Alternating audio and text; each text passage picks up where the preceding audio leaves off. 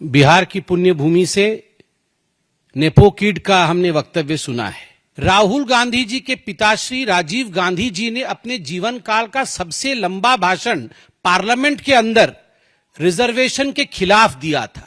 27% reservation OBCs को मिलता है तो देश की स्थिति क्या होगी, आप चिंता करके देखिएगा।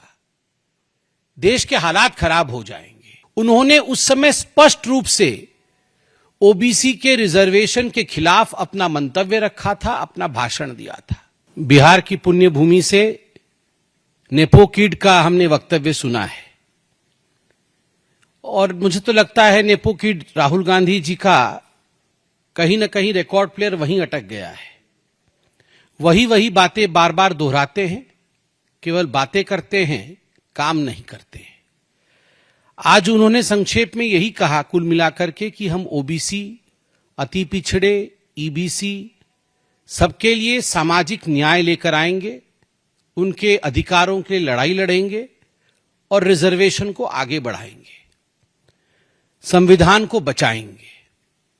तो कुल मिलाकर आप सोचिए कि नेहरू जी से राजीव गांधी तक कांग्रेस पार्टी का जो सफर रहा है, उस सफर का अगर हम इतिहास देखेंगे, ओबीसी को लेकर, रिजर्वेशन को लेकर किस प्रकार की मानसिकता कांग्रेस पार्टी की रही थी, तो मैं डेट देना चाहूंगा।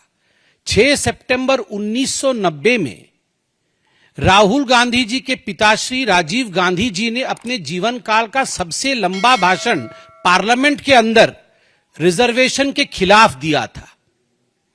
रिजर्वेशन के खिलाफ उन्होंने उस समय तत्कालीन प्रधानमंत्री वीपी सिंह जी द्वारा लाए गए मंडल कमीशन के रिकमेंडेशन पर भाषण देते हुए कहा था कि यदि 27% रिजर्वेशन, 27% रिजर्वेशन ओबीसीज को मिलता है तो देश की स्थिति क्या होगी, आप चिंता करके देखिएगा।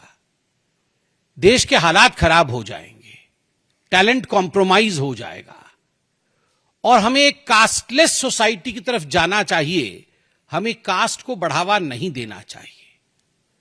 उन्होंने उस समय स्पष्ट रूप से ओबीसी के रिजर्वेशन के खिलाफ अपना मंतव्य रखा था, अपना भाषण दिया था। उस समय पिताजी ने ओबीसी के खिलाफ कहा और आज नेपो किड एक अलग ही अंदाज में ओबीसी के पक्ष में कह रहे हैं। ये वही लोग हैं, सोनिया जी तक शासन चला, मनमोहन जी तो प्राइम मिनिस्टर थे, मगर बागडोर जो है वो सोनिया जी के हाथों में था। ओबीसी आयोग तक नहीं बनाया गया इन लोगों से। ओबीसी आयोग जिन लोगों ने नहीं बनाया, वो आज हमें यह भाषण दे रहे हैं कि हम आएंगे तो ऐसा होगा, हम आएंगे तो वैसा होगा। आप चिंता करके देखिए, इनकी जो अपीजमेंट की पॉलिटिक्स है वो केवल एक धर्म तक सीमित है।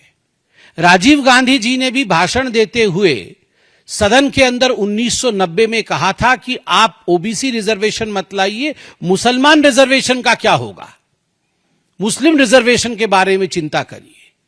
आज भी राहुल गांधी जी ने मुस्लिम रिजर्वेशन के बारे में बोला है। कर्नाटक के अंदर ये जो कास्ट सेंसस की बात हो रही है, कास्ट सेंसस नरेंद्र मोदी जी ने इसे स्थापित किया है, नरेंद्र मोदी जी ने डिक्लेयर किया है।